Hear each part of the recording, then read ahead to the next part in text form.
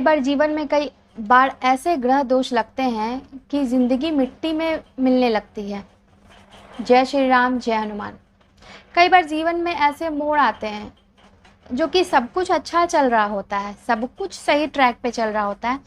अचानक से आप देखोगे कि किसी के जीवन में बिल्कुल गिरावट आई। वो कहाँ था, कहाँ पहुँच गया। उसकी जीवन में घटनाएं घटने लगी। वो बिल्कुल मिट्टी में मिल गया, बिल्कुल पाए पाए को वो तरसने लगा, खाने को तरसने लगा, जहाँ वो लाखों का मालिक बना बैठा था। कुछ ऐसे ग्रह दोष, कुछ ऐसे प्रारब्ध होते हैं लोगों के जीवन में जिससे कि उनको भुगतना पड़ता है। ऐसे कई प्रारब्ध होते हैं जिनके कारण ये होता है। अब ये होता है, ऐसे ही एक व्यक्ति की कहानी है जो काफ़ी अच्छा जीवन उसका चल रहा था, अच्छी उसकी खासी कारोबार चल रही थी। वो काफ़ी अच्छा था, हमेशा वो घूमने जाया करता, उसके घर में हर एक शान शौकत भरी हुई थी, बच्चे अच्छे स्कूल में पढ़ते थे, वो अच्छा कमाता था, उसके अंडर में बहुत सारे लोग काम करते थे जिनको वो रखे हुए था काम करने के लिए। घर में 2 से 3 काम करने वाले थे, अच्छी ज़िंदगी चल रही थी। बिजनेस में इतना ज़्यादा अब नुकसान होना शुरू हो गया किसी कारणवश, जिसके कारण उसके बिजनेस में बहुत ज़्यादा गिरावटें आनी शुरू हो गई।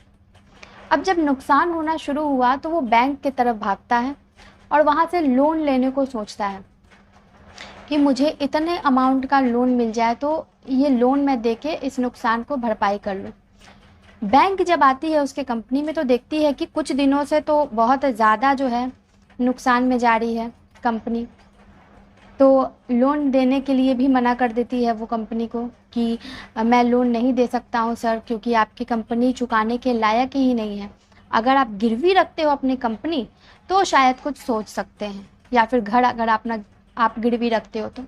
वो ये बोलता है कि मैं बैंक को अगर गिरवी रख देता हूँ तो मैं चुका नहीं पाऊँगा और ये सारा कुछ बैंक लेके चला जाएगा।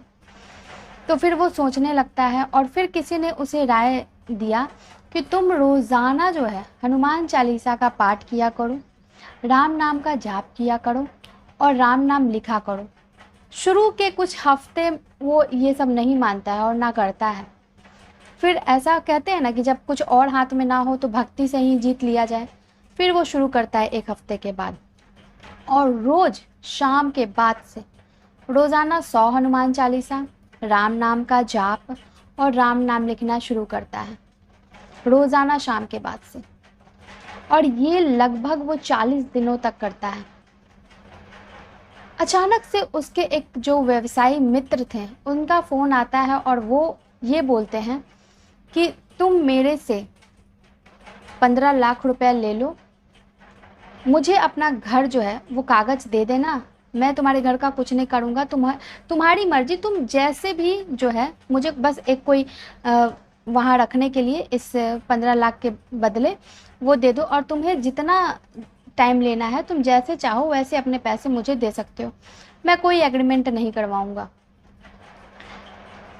40वें दिन ये कॉल आता है और जैसे ही वो कॉल पर ये बात सुनता है, कॉल पे बात हो रही होती है, उस व्यक्ति के व्यवसायी मित्र के पीछे से हनुमान चालीसा का आवाज़ आ रहा होता है।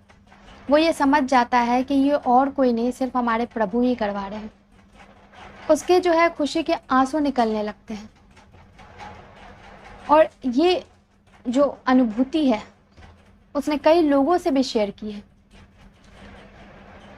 तो जाते जाते आप भी अपना कमेंट जो है, अपने एक्सपीरियंस, कुछ भी एक्सपीरियंस है तो आप कमेंट में ज़रूर लिखें, मैं यहाँ पे उस कमेंट को ज़रूर शो करूँगी। जय श्री राम।